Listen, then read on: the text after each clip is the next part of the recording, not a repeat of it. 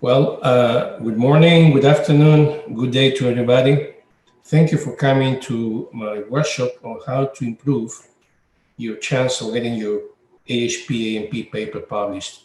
Actually, my talk will be much more than this. It's about how to increase the validity of your AHP ANP study. I will move quickly, and I will make sure to leave at least 5 minutes out of this. No, what am I saying? I will make sure to leave enough time. So if you have any questions, I'll be happy to answer them at the end of my presentation. Okay, all of us have had AHP, ANP papers rejected, and there are many arguments.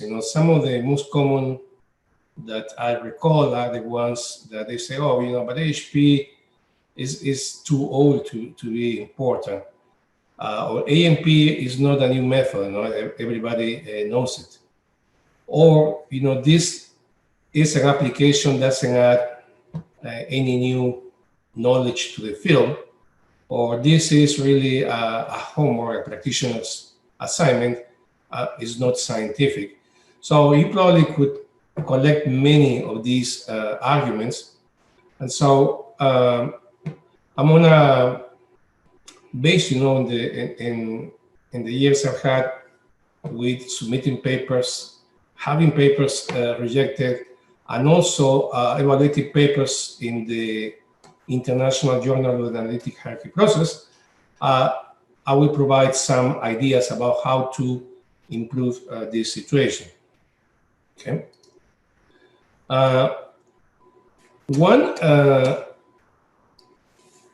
One way to really ensure that nobody will complain whether you have scientific knowledge or whether you are addressing theoretical frameworks, etc., is if the problem is of high visibility and importance. The first paper ever that I published was with Tom Sati in 1996, when there was this hostage crisis in Peru, where a terrorist group had taken hostages, 100 hostages or so, and the whole world was trying to guess what should the government do.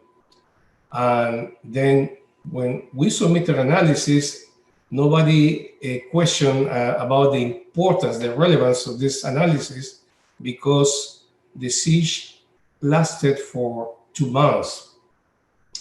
The previous workshop that has been addressed by Luis Vargas,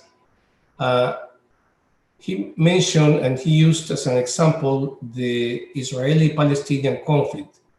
As we all know, this is really a very serious conflict, and that everybody would like to have it solved.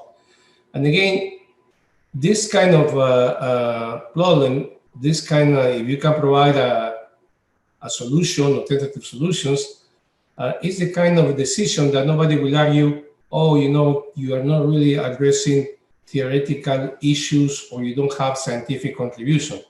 Although to the credit, Luis used the framework of retributive justice to explain the rationale for the trade-offs that were considered.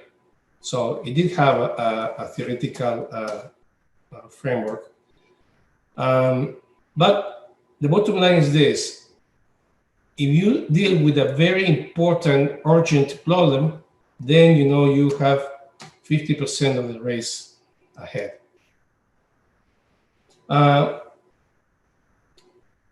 Another interesting thing is that what is a relevant, urgent problem may differ depending on the discipline you are in and the journal you are submitting to. So, for example, in one particular discipline, the one problem may be extremely relevant, and it may be a problem that has even been solved in another discipline. So it's amazing how much we can really transposed from one discipline to the other. Okay? Another issue, the methodology.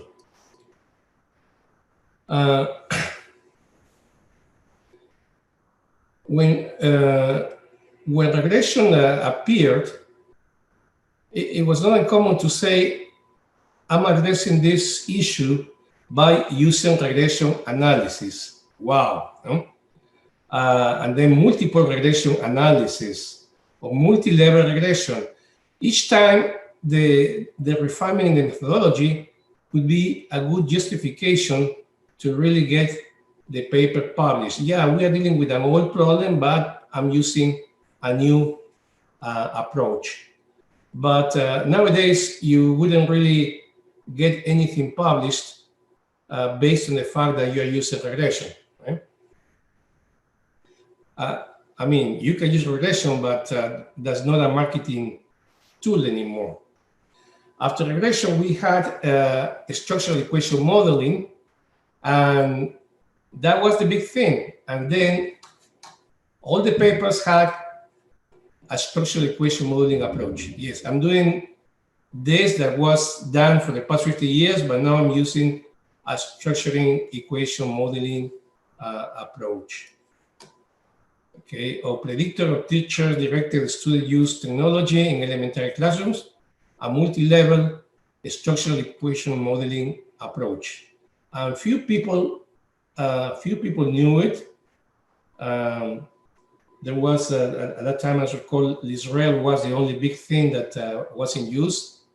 And so if you use that, even if the problem was not so hard, definitely you had a good chance to get your paper published. And the same happened with AHP when it first appeared. This is an article from Omega 2001. It says an application of the AHP in vendor selection. And so you had many papers, an application of AHP doing this, etc. And when you read these papers, you will read, we are addressing this problem using an innovative solution called, an innovative method called analytic hierarchy process. And so that was valid for a while. And down the road,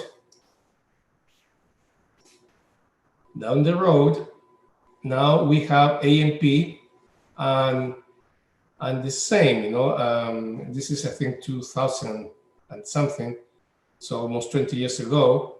And I published this paper, a unified framework for site selection and business forecasting using ANP. And many papers that were published at the time said using the analytic network process because that was the new hot thing.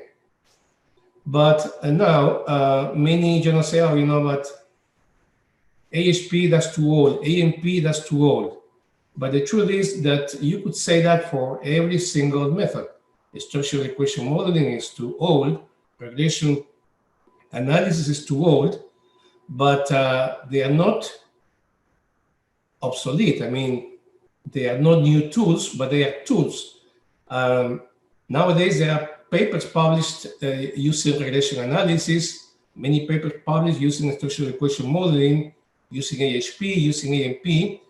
And so the methodology is now part of the tools of the researcher, and it's not new, but still valid. But again, using the methodology, you won't get that far. One thing I've noticed, for example, is combining methodology.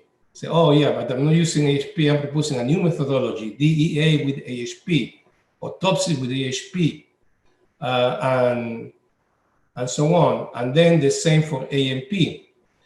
And that can be innovative, but only up to a point. In one paper that Tom Sati published about the state of the art of decision-making in the IJHP journal, I think he identified like 110 different MCDM methods available. So if you perform a combinatorial analysis of how can you combine two of them or three of them. Actually, you have a limited number of combination of MCDM methods, but that's not really been innovative. It's got to be far more than just saying this is new because nobody has combined method 1 with ANP. That's also hard to sell nowadays. Okay. So bottom line, AHP ANP is perfectly valid, but the same as relation and structural equation modeling. Okay, but again, everything is relative. So many techniques that are common knowledge in one discipline are not in others. This is a paper published in 2014 using AHP, using one single level, which was an analysis about who had really won the FIFA 2014 Golden Ball Award. When I was watching TV and I saw this discussion whether Messi should have won this or not, and I started to analyze the different merits of the different players. And out of curiosity, I decided to check if somebody had really used any MCDM method in sport. And I browsed I think it was the 7 or 10 top sport management and marketing journals, and it had been used only 4 times. Only 4 times AHP. So I did submit my analysis of how they could evaluate how could they award the Golden Ball Award using AHP. And again, the method in itself is not impressive. It's a hierarchy, 1 level, but I used all the stats that FIFA had available. So, okay. Another thing is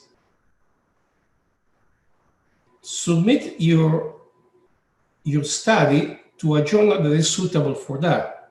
In our journal, we do accept applications that are well developed in the idea that the core of how the decision was approached can be used by other scholars. And there are other journals that do the same, and you really have to think carefully what journal to submit to. Actually, one thing that is perfectly valid is to contact the editor and say, you know, this is what I have. Do you think this would be able to fit in your journal? And the editor would say yes or no, because he or she also wants to save time. You know, why accepting a paper and sending to review a paper that is really very questionable if it's suitable for this journal. Another aspect, another important aspect to consider is that in academic journals, you are expected to provide a theoretical framework, even if it is an application case. Okay. Here, these are 2 papers that initially were, well, these are not AHP, ANP, but these are 2 papers from organizational studies that I published. But typically, these papers they are published not because of the methodology, but because of the underlying theory to address a problem. So in the first paper, it was a study of how organizational cognition could influence the assimilation of new technology, more specifically enterprise information systems, within the context of the interpretation system view of organizations. And the same, this was in computers and education. This paper was about development the how to assess if an electronic portfolio system has been successful or not. And for that, the theory behind was the so-called information system success model. Now, in the academia, everything is expected to be inserted within the boundary of knowledge that has been created that we call theories. And actually, that's also true for studies in AHP, ANP. And these are two papers that initially became like application cases and then were redone using a more important theoretical approach. For example, this paper from the International Journal of Production Economics, 3 years earlier, this paper was a prioritization of risk cases. Basically, the idea is how to determine which are the cases that should be investigated. The auditing offices in companies may have 3 people, but the number of requests to investigate potential fraud is in the order of dozens every year. So how do they determine what should be investigated first? When I submitted like a case of prioritization of fraud case investigation, it was rejected. I was told, you know, this is an interesting, a useful tool for auditors, but it's not an academic paper. So I started reading, because I wanted to publish in this journal, I started reading the whole discussion of fraud and risks. And there is an area called supply chain risk. And by reading that, I realized that fraud risk could really fall within that category, provided that it corresponded to a supply chain organization, which is typically manufacturing firms that manufacture products for others.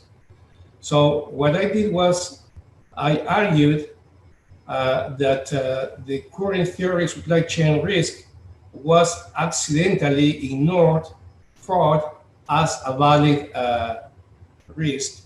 And through a literature review, I justified that there have been many situations in which the whole supply chain had collapsed because of the absence of risk.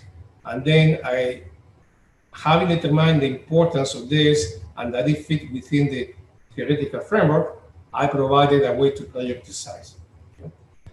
And the second is similar. Should the city of Pittsburgh and Allegheny County consolidate information technology services?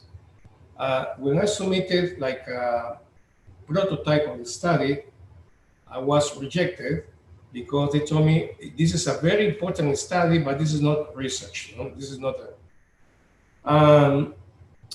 It was not until I decided to categorize the decision factors according to 2 organizational theories called contingency and assimilation theory, which also allowed me to identify new elements. It was not until that point that I really got the paper published, because this time it was a contingency assimilation framework for public interorganizational system decisions. So the contribution was the development of an evaluation framework based on 2 important theories in management and assimilation of technology. And it was illustrated how to work in a specific case. So you really need to think, even before you start a study, what's going to be your theoretical umbrella that you will use for the study. Okay? So the more or less, you need to find the proper theoretical framework for your study even before you begin.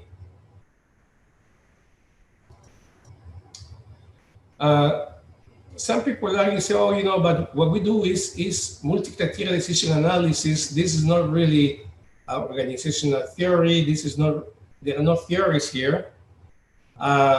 And that is true if you are dealing with the mathematical complexities of MCDM analysis. That's perfectly true. But for the moment that you really engaged a method into solving a real problem, then the situation changes, because that application is about making a real decision, and every decision has a content and has context. By a content, we mean the decision may be a strategic decision, the decision may be the more of a quantitative nature, extremely subjective. And so really the nature of the decision is extremely important. And there is also a context for that decision. Is it going to involve a lot of people? Is it going to involve the organization? So an application really has a lot of context and content that you need to take into consideration for the decision.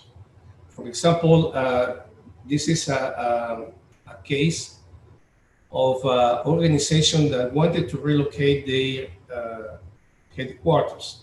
Okay? And in order to address this, what we did was we considered what is called congruence theory of organizations, in which the important decisions, the important criteria for the decision need to be tied to the strategic plan of the organization. That's called congruence theory. And that was used in order to derive the decision factors, and also the organization leaders were involved, were surveyed about what was important. So we had to identify the top leaders before we really started the analysis. Or this is an analysis done by Hania Gonzalez Durango and Monica Casemelon about what to do or how to develop the tourism in Cartagena through redesigning the touristic area. Okay?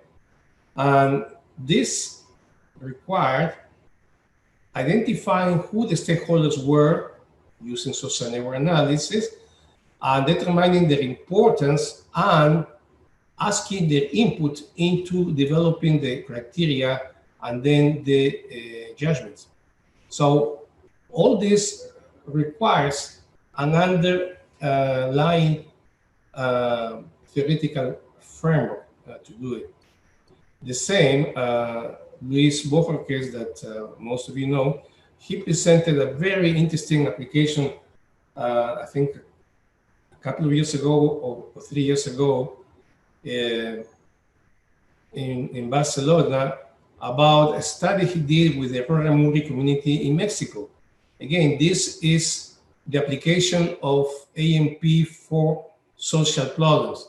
You are addressing organizational problems, social problems, political problems. You are dealing with stakeholders. You are dealing with social theory. You are dealing with organizational theory.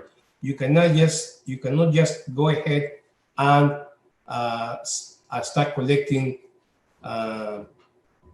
criteria without really understanding how that criteria is framed. So moving from the strategic part to the actual study,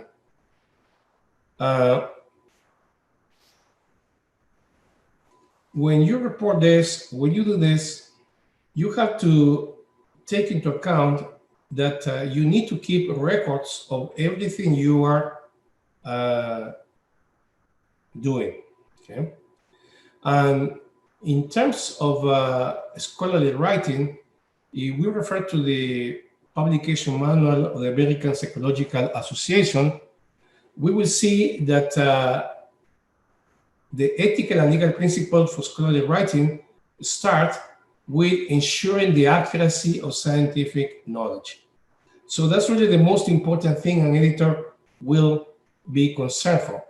Is this accurate and scientific? Is it done according to the best practices that we follow in this discipline?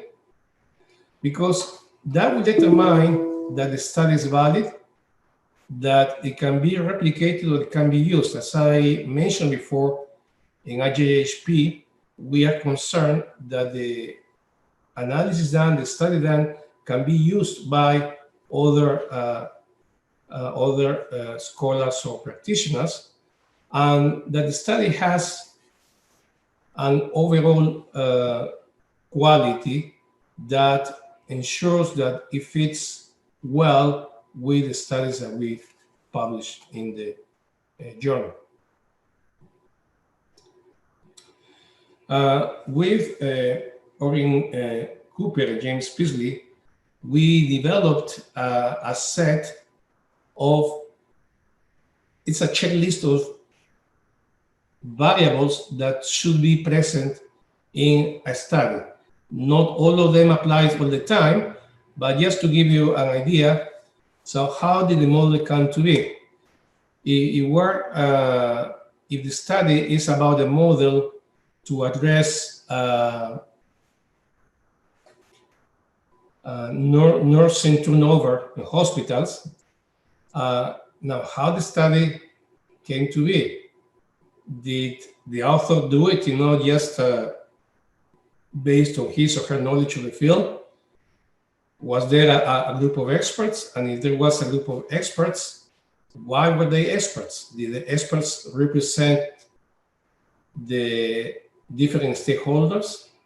Actually, who are the stakeholders? In the case of nursing turnover, we can think of nurses, we can think of patients, we can think of doctors, we can think of the hospital administration.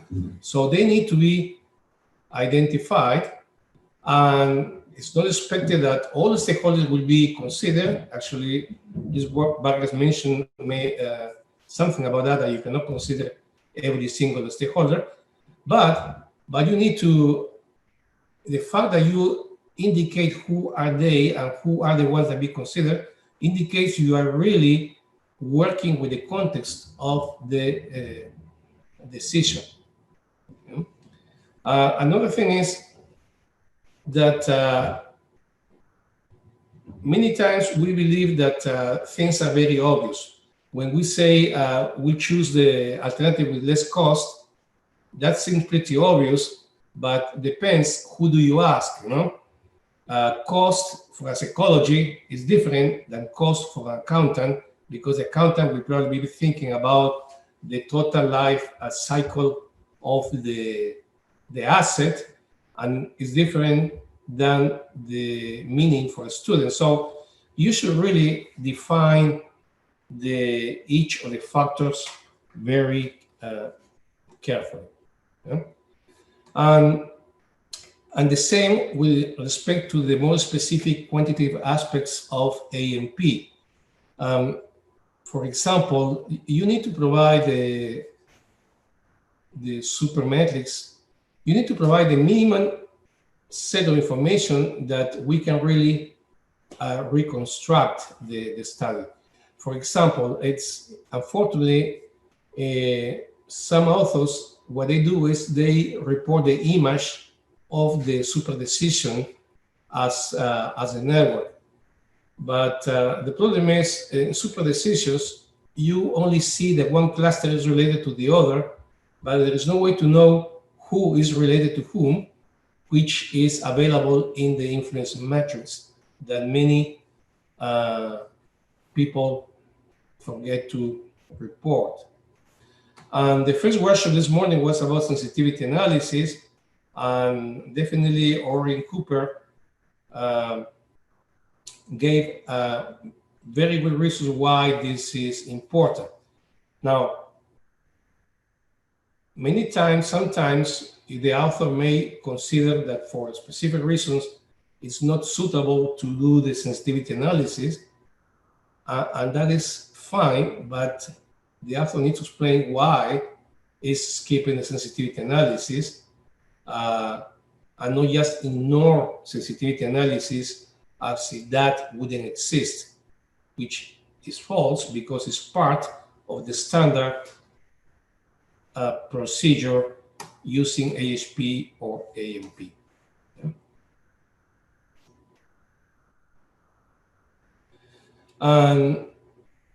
And again, it's becoming more and more important now to really check the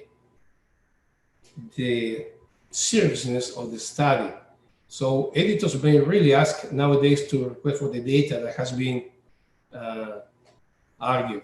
So true that many times we have confidentiality issues, but also many times we can really make the data available to editors, and provided it's got some safeguards to ensure its confidentiality. Okay? And the overall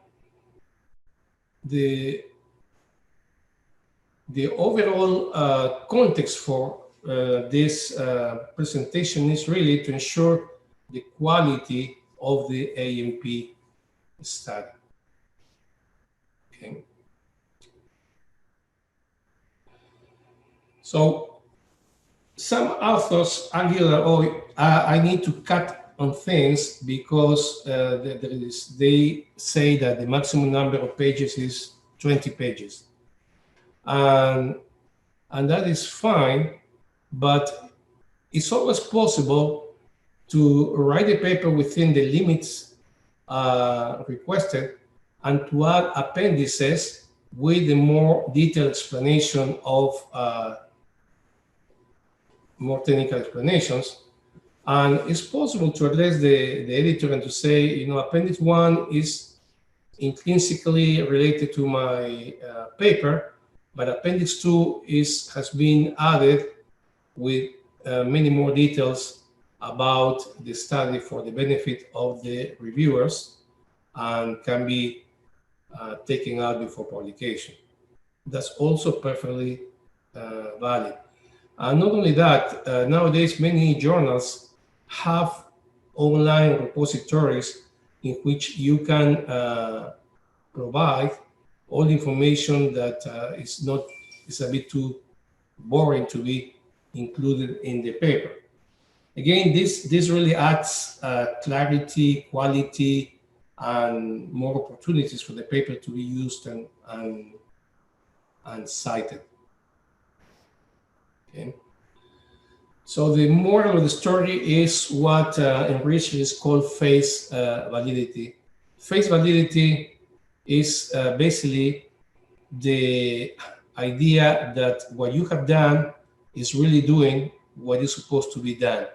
Your decision analysis is really providing with a valid decision. Sounds pretty simple. The idea is pretty simple, but you need to convince editors, reviewers, and readers that what you have done is really well done. Okay. So to summarize this, you need to find ways to improve the validity, replicability, and overall quality of the study. In case study research, there is a classic that the Bible for case study research by Robert Jean is one of the most cited books. And even though case study research is used a lot in organizational studies, and so there is a point to be made that it's an overreach for our area of decision analysis. However, what is interesting for our field is the methodology, how to report a case study. Who do you meet? Why did you meet them? When you meet them? Cite the meeting in the reference. So the methodology of case study research applies to really applications dealing with making decisions in organizations or social context. So it's really a good book to to consider. To finalize, with Ori Cooper, we wrote a paper called Best Practices in Analytic Network Process Studies, which summarizes many of the ideas that I have presented here. How to really ensure that your ANP study has validity. With Dr. Stern, we wrote a paper with the intention of making like an exemplary paper in how to report ANP studies, and meets probably 95% of what we consider to be good practices. And in that paper, and also in one interview that was published in the last issue of ISAHP, there are checklists that you can use in order to improve your paper. Thank you very much. Any questions?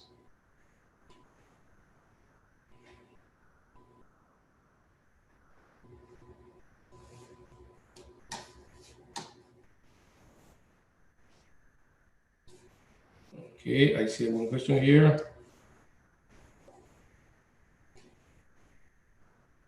Says, would you agree that one of the most important things is to follow the latest trends in order to be successful in publishing papers?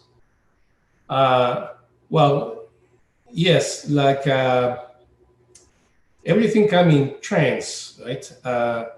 And if you are riding the crest of the trend, definitely you have more opportunities to get your paper published. That's definitely true.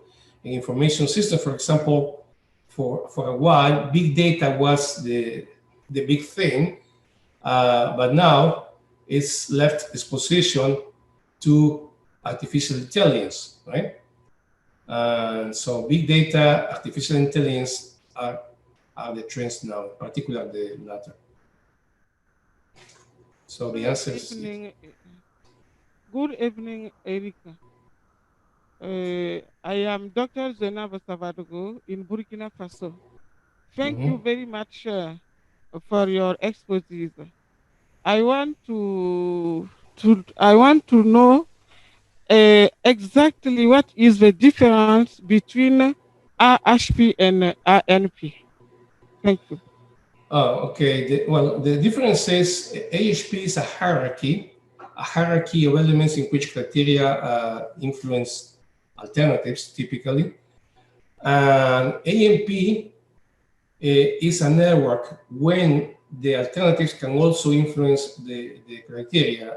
A simple example would be you want to launch a product, and the criteria is one that has the best possible quality, two, that has the lowest possible price, for example. These two are interacting with each other. They are not independent, because the more sophisticated, high quality, obviously the more pricey it will be. You know? So whenever the elements interact, whether a horizontal level or vertical level, back and forth, then you have to use analytic network process, which is a generalization of AHP, but it's the basic idea in terms of pairwise comparison and prioritization.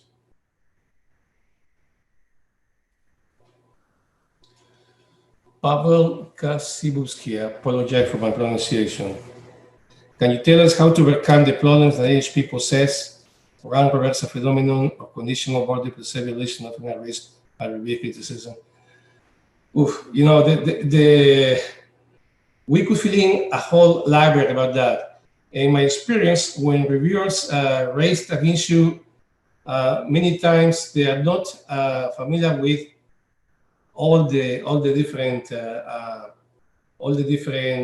papers studies have been published counter arguing about the criticism. So depending on the specific criticism that the reviewer does, what you should do is just look in the database, library database, or even Google Scholar, and you will find arguments going against what the reviews say, or even sometimes what the editor says. I was once rejected a paper by an editor from an important journal saying that this method was definitely unreliable and unworthy, blah, blah, blah, and send me the reference of a paper that was really very critical of AHP. But interesting enough, the previous issue of that same journal had published a study using exactly the same methodology of my paper. So unfortunately, you know, this is not a perfect science, and it's also dependent on the own opinions, and why not, sometimes prejudices of the reviewers and editors. So do your research whenever you get these critiques. You're welcome.